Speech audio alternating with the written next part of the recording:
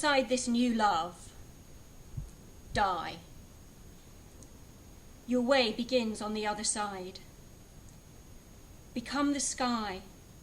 Take an axe to the prison wall. Escape. Walk out like someone suddenly born into colour. Do it now. You're covered with thick cloud. Slide out the side. Die. And be quiet. Quietness is the surest sign that you've died. Your old life was a frantic running from silence. The speechless full moon comes out now.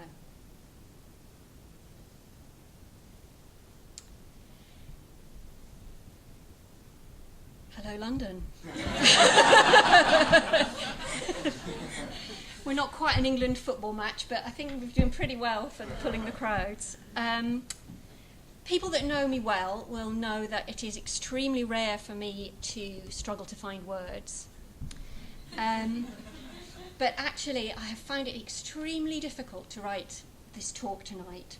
So I thought I would take a leaf out of dear Jan of Archer's book and start with, straight off the bat, with a Rumi poem. Because Rumi says it far more eloquently than I can, something of the flavour of the experience I've just been through. If I had to sum it up in one sentence, I would say that my ordination represents my journey towards freedom. So, in the words of Rumi, this idea of becoming the sky and taking an axe to the prison walls, for me that means placing something bigger than me at the centre of my life. And as one of the Bante's aphorisms, who's Sangrachta, who's the founder of our movement, that one of the ones that Suvarnajyoti kept saying to us during the 3 months was, life is bigger than our ideas about life. So I was privileged enough to have 3 months in this magical, mythical, ancient realm of the Spanish mountains, completely away from any other human contact apart from ourselves. And that enabled me to have some experiences of this and some tastes of this. But first, when I got there, came the doubt. Several weeks of doubt, actually, and Suvarnajyoti was a great help in supporting me through that. And she reminded me that resistance and doubt often precede a big breakthrough, and that was certainly the case when the Buddha became enlightened. So I knew I was in good company. I just needed to hang in there for a bit longer. And sure enough, after a few weeks, I did start to have moments of seeing through something of my habitual way of being in the world, and seeing something very beautiful and luminous that was behind that. And it's very hard to speak about, as Suvarnajyoti has mentioned. But it was a bit like there was this sort of feedback loop that the more I was able to relax and let go of a sort of fixed sense of me, who I was, what my ideas and opinions were, how things should be, particularly how other people should be, the more I was able to soften and loosen that, the greater a sense of peace and expansiveness and freedom that I have, that I had, a more sense of something much more porous and fluid than my normal sense of self.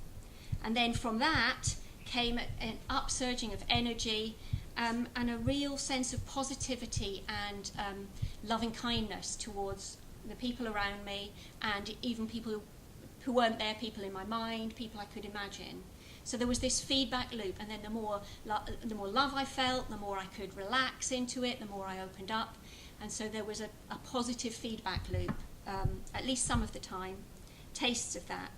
And I saw really, really clearly this topsy-turvy way that we have of being in the world, the human condition, where I have this idea that what I need to do is I need to defend me and my opinions and my views and my identity, when what I was experiencing was the exact opposite, because the less defended I was, the happier I felt, the more positive I felt. And rather than feeling diminished by that, by dropping, by not defending myself, you might think, oh well, it's being a bit of a doormat, and you're being diminished by that. But on the contrary, I experienced a sense of feeling bigger. And it wasn't bigger in a worldly sense. It wasn't a puffed up sort of, look at me, I'm being such a good Buddhist, and I'm so superior. It wasn't that kind of a bigger.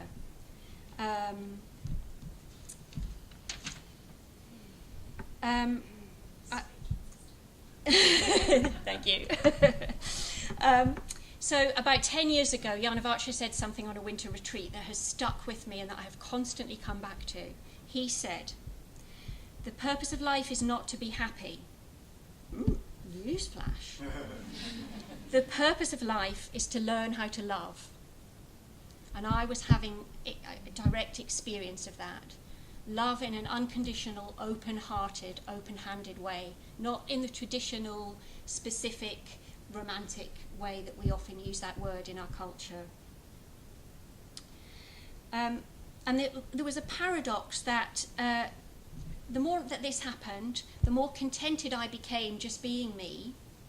But the more contented I became being me, the less of me there was there, which sounds like a paradox, but the experience was very clear that when I was experiencing it, it wasn't a paradox. And I feel like in a certain sense, I thought of it as having a bit of an experience of loving without attachment. So I had a sense of loving myself and loving others much more, but not with this kind of clingy attachment whereby I was loving them because I needed something from them, or they were useful to me in some way, or they were going to shore me up in some way. Then came the ordination period, which was definitely the most profound time for me, and magical.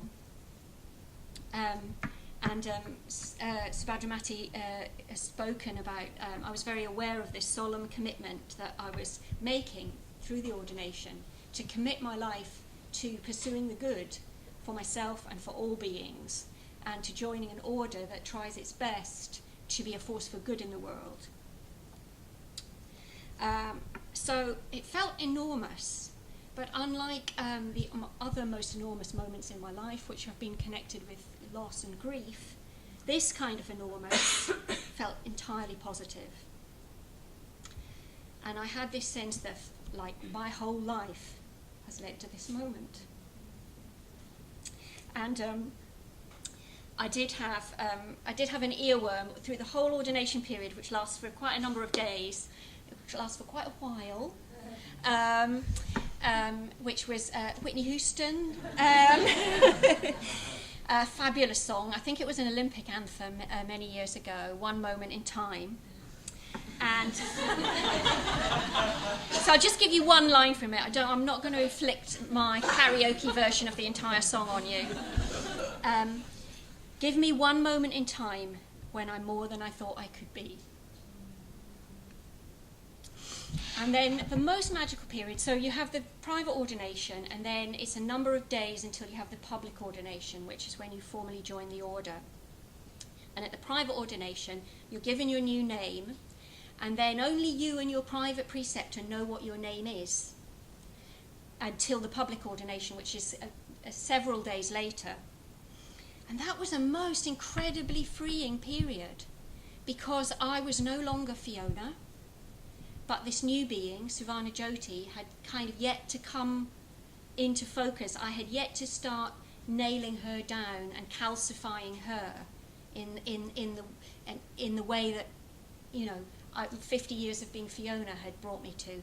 So I had these days when it was like I could be anything and anyone, and it was so freeing. Some people found it really discombobulating and really frightening, but I found it incredibly beautiful and liberating. Okay. So I know my name, so I'll move on and talk a bit about my name. So when my lovely preceptor, Mike Travadri, who sadly can't be here tonight because she's on a long solitary, so I'm just going to say to the camera, because she will watch it, I'm sure, at some point. When she said, you know, your name is Suvarna Jyoti, I have to confess my very first thought was, oh, thank goodness it's not weird. And then my second thought was, oh, actually, it's all right. And then my third thought was, actually, I really like it. And then she told me what it means. Now, many years ago, Jan of Archer, who seems to be featuring quite a lot in this talk, but anyway, many years ago, Jan of Archer told me when I was on a winter retreat team that when I got ordained, my name was going to mean she who is bossy in the service of the Dharma.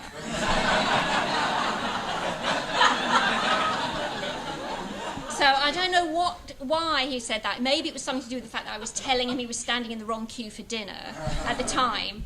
But happily for me, Suvarna Jyoti does not mean she who is bossy in the service of the Dharma. Suvarna Jyoti means she who is a golden light. I know, it's lovely. How lovely is that?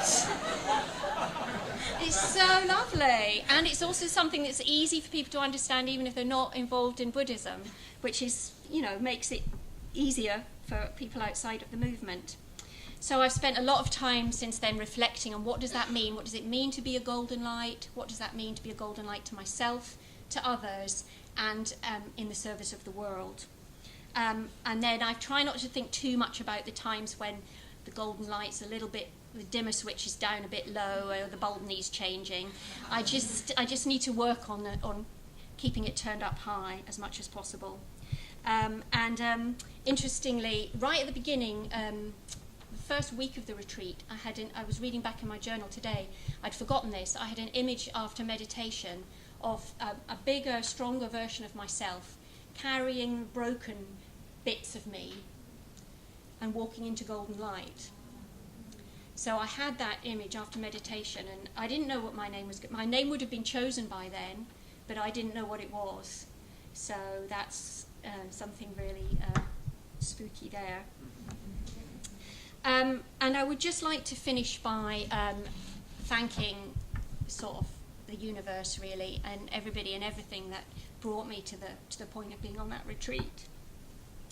So Bhante Sangharakshita, who started our movement, all of his teachers, all the way back to the Buddha himself, of course, and all of the disciples of Bhante who have been my teachers, all the teachers, the fabulous teachers that we are so lucky to have here. Sorry, I put mascara on because I thought it would stop me crying. It's not working. And everybody that has supported me on this journey. To Subhadramati, who led the retreat so beautifully and gave me my kesa as my public preceptor, and to the team that did so, and to the women in my community, and my Kula, and my GFR group, and but especially I would like to dedicate this talk to the people that named me, to my mum and dad who gave me my first name, and to Mike Travadri for all her support and for giving me such a beautiful new name. Thank you very much.